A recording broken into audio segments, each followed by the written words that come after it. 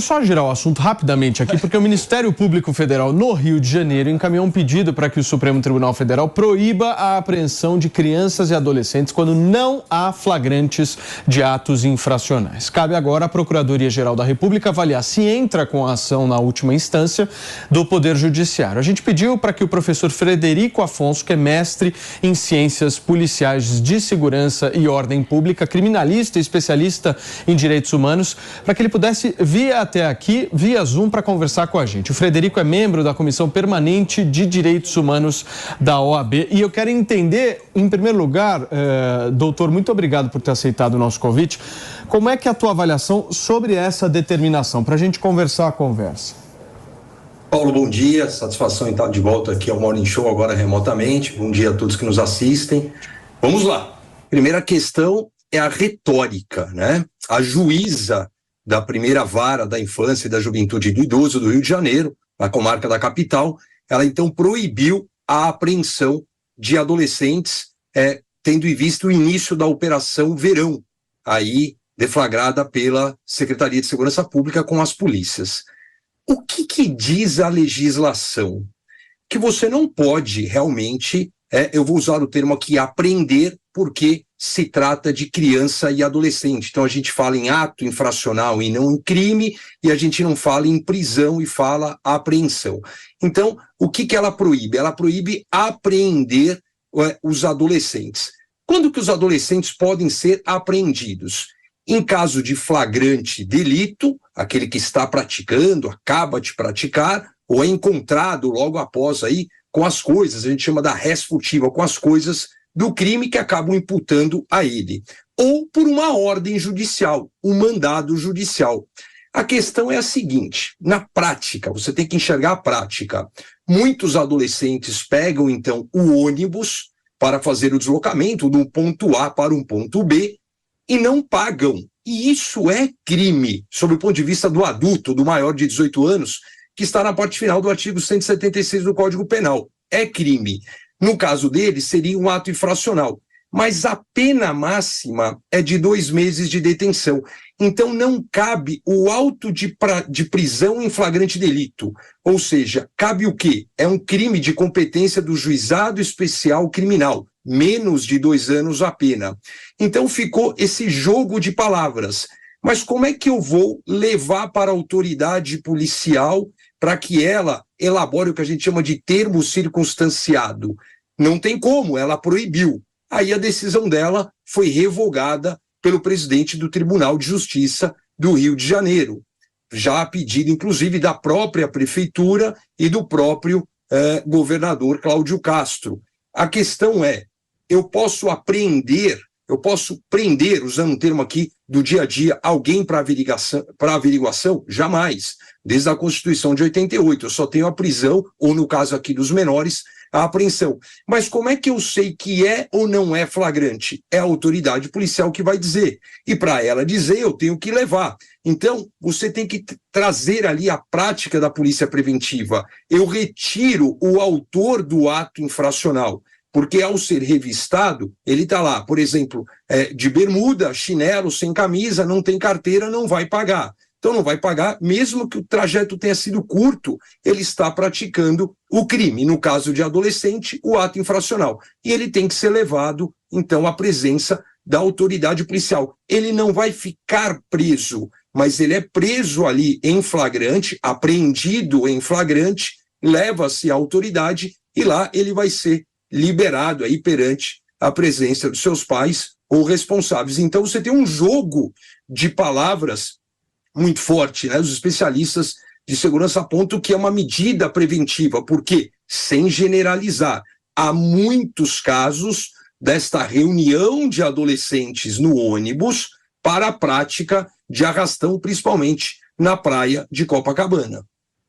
Nosso time, vou começar pelo Nelsinho Kobayashi. Doutor Frederico, um prazer falar com você, bom dia. A minha pergunta é se questões como essas não podem reacender, em especial nesse tempo que a gente está falando muito sobre segurança pública, se isso não pode reacender a discussão para a redução da maioridade penal, se isso não pode voltar à pauta novamente, é a sua avaliação. Olha, inicialmente, eu sou totalmente contra a redução da idade penal por uma série de questões já escrevi isso a respeito. Ela não funciona, ela não vai fazer prevenção geral. Ali, no círculo do crime, quando tiver num preparo para alguma questão, não vai justamente falar assim, olha, agora eu tenho uma punição para os maiores de 16 anos, você que tem ali 16 anos, você então vai ficar de fora aqui dessa nossa ação criminosa. Eu penso que a redução da idade criminal, ela não vai resolver em absolutamente nada. O que não tem cabimento, já que eu menciono a Operação Verão do Rio de Janeiro, eu vou mencionar então a Operação Verão iniciada ontem aqui no estado de São Paulo. O nosso secretário de Segurança, o Guilherme Derrite, ele lembrou uma questão que poucas autoridades têm a coragem de falar isso. Ele falou, como pode você prender ou apreender 10, 12, 15 vezes a mesma pessoa, né? Ele até sugere a mudança ali da forma como a audiência de custódia hoje ela é executada na prática. Como pode aquela pessoa que estava praticando furto qualificado, que é um tipo penal muito leve quando você olha do que eu vou falar, explosão a um caixa eletrônico, então o cara está portando, por exemplo, um fuzil, como pode essa pessoa ser presa e sair no dia seguinte na audiência de custódia? Então você tem um colapso aqui na legislação processual penal, né? No despacho da juíza, ela fala que medidas como essa, desta apreensão ao centro de acolhimentos lá ou às autoridades policiais competentes, que isso pode estimular a criação de grupos de justiceiros. Isso está no despacho dela.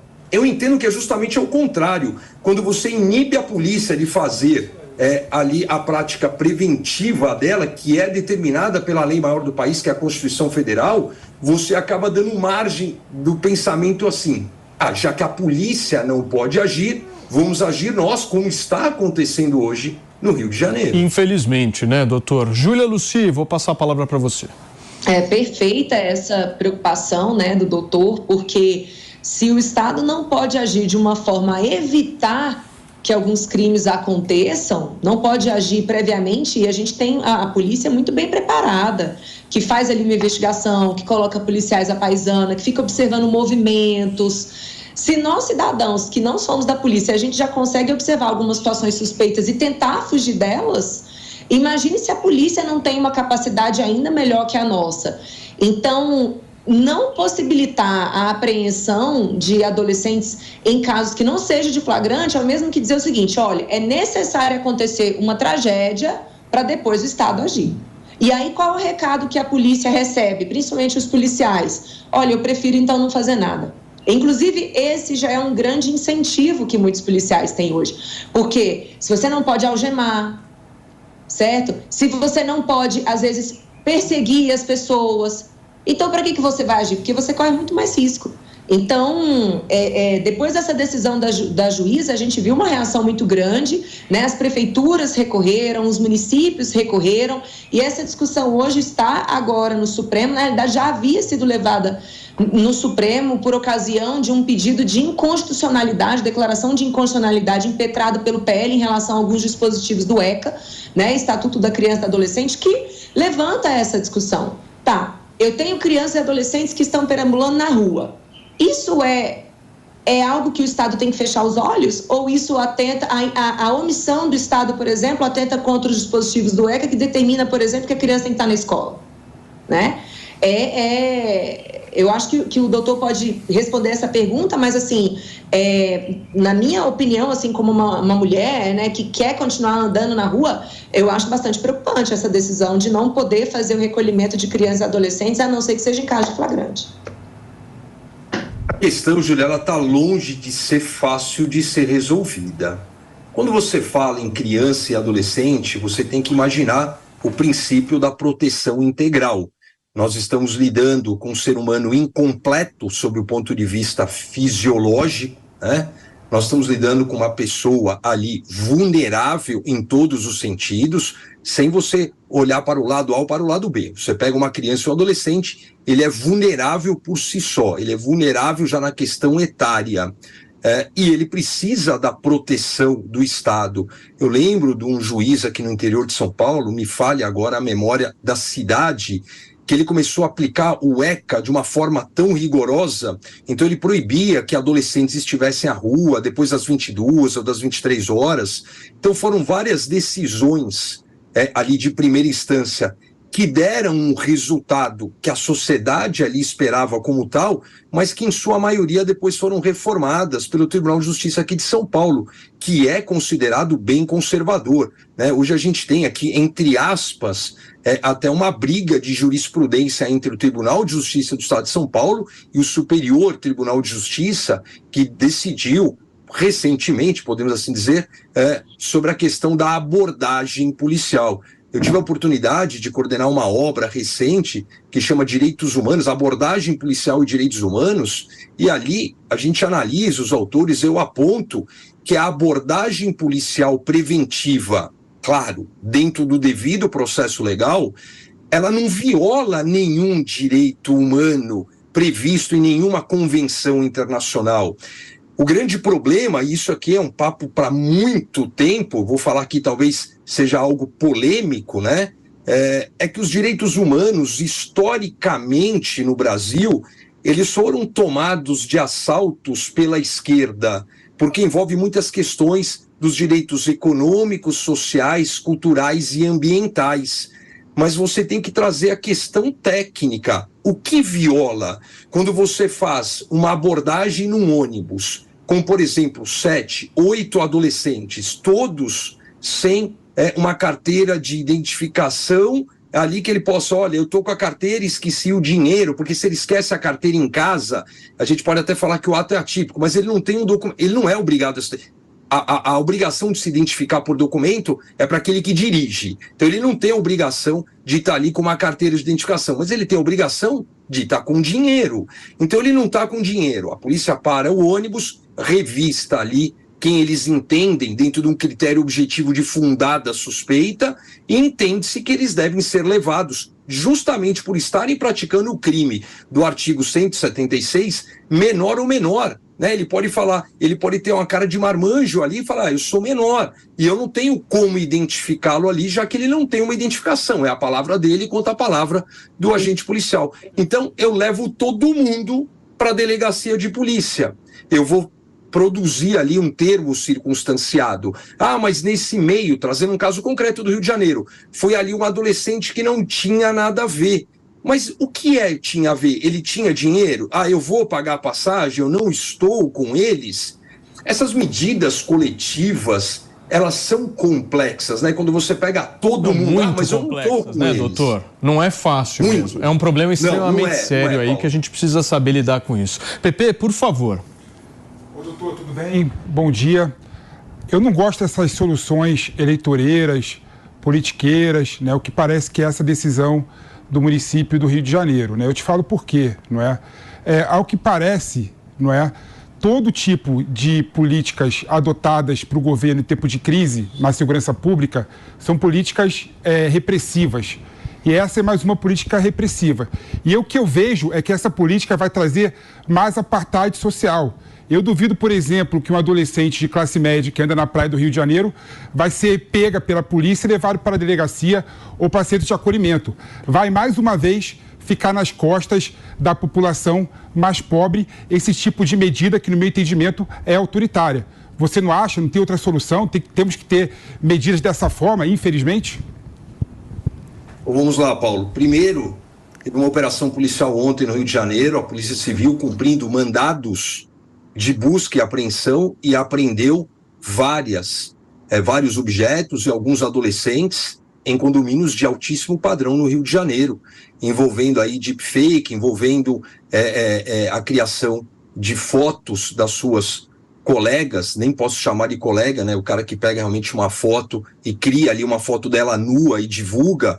Então, assim, deu um exemplo que a polícia, ela não é generalizada como uma segregadora. Teve uma operação ontem, cuja sua essência foi em adolescentes de alto poder aquisitivo e da cor branca. É claro que você tem, Paulo, o copo meio cheio e meio vazio, né? Ah, mas é uma medida segregadora, é uma medida higienista, é uma medida... Primeiro erro, né? tem que fazer um planejamento. A Operação Verão, ela teve um planejamento. Será que a Defensoria Pública foi chamada? Será que algum representante da Vara da Infância e da Juventude foi chamada? Ou essa decisão ela é emanada da juíza sem qualquer tipo de questão? Porque a decisão foi provocada pelo Ministério Público numa ação civil pública, né? O judiciário é inerte. Então o Ministério Público entrou com uma ação e foi provocado. O que disse no despacho o presidente do Tribunal de Justiça? Que as partes envolvidas não foram ouvidas, ou seja, que eu não tive ali a manifestação em relação à decisão da juíza da Prefeitura do Rio, do Estado do Rio de Janeiro. Eu entendo que a questão ela tem que ser resolvida de uma forma a buscar solução, né? Como você falou, em momentos de crise, você busca a repressão. Às vezes eu tenho que ter a força do Estado. O que o Estado ele tem para apresentar? A inteligência, o planejamento, a preparação, mas ele tem que demonstrar força. O cidadão ele espera ter um sentimento e uma sensação de segurança atendida pelo Estado, né? Então, se a juíza proibiu e o Tribunal de Justiça, por meio do seu presidente, revogou a decisão, eu entendo que as partes têm que ir à mesa e sentar para conversar. A Defensoria Pública, o pessoal da Vara da Infância e da Juventude, o Poder Público Municipal, o Poder Público Estadual, o representante da empresa de transporte, que querendo ou não querendo, ele acaba tendo ali um prejuízo, e sentar e justamente buscar uma solução, né? Não dá simplesmente para apontar, agora, e eu concordo, é culpa de todo mundo, não é? Agora, o problema nessa história toda é justamente a sensação, eu acho que no Rio de Janeiro deve ser muito mais forte, mas a gente sente no Brasil inteiro, a sensação de que não há Estado. Essa é a pior sensação possível, ou seja, eu estou sozinho, ninguém vai me proteger, eu não tenho nenhum tipo de aparato ali para que possa, de alguma forma, me causar algum tipo de conforto numa situação dessa, e aí começa a surgir, como vocês bem pontuaram, o sentimento dos justiceiros, que é um negócio que o Brasil vai ter que entender como é que vai lidar no ano que vem em relação a isso, como é que o Estado brasileiro vai trabalhar com esse sentimento, que é um sentimento que está se enraizando nas pessoas cada vez mais, de que não tem Estado, eu estou sozinho aqui e eu preciso me virar.